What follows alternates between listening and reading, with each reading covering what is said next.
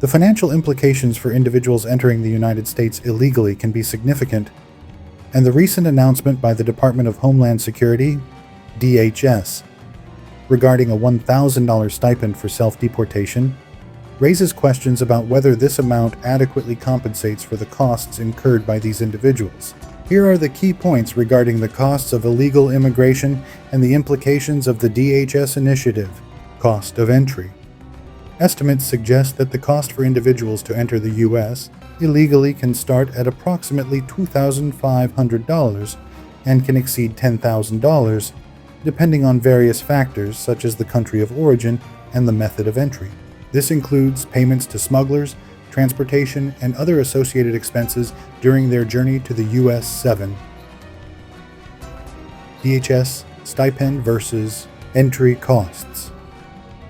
The $1,000 stipend offered by the DHS for individuals who voluntarily self-deport using the CBP Home app may not fairly compensate for the financial burdens these individuals have already faced. Given that the minimum cost to enter the U.S.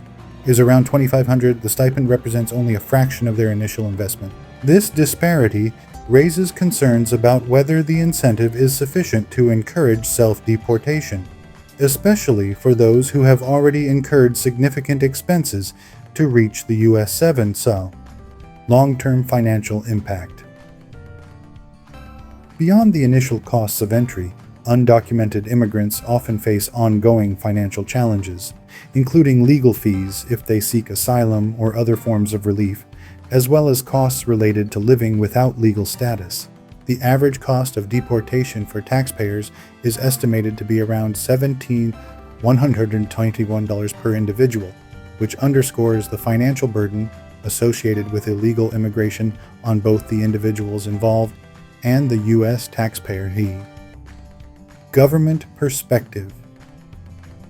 DHS officials, including Secretary Kristi Noem, have framed the self-deportation program as a cost-effective solution for both the government and the individuals involved.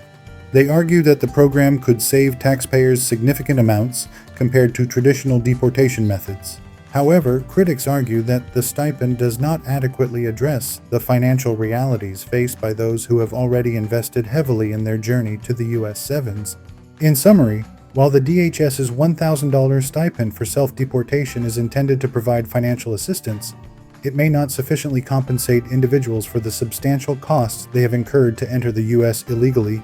This raises important questions about the effectiveness of the program in encouraging voluntary departures and the overall financial implications for both the individuals involved and U.S. taxpayers.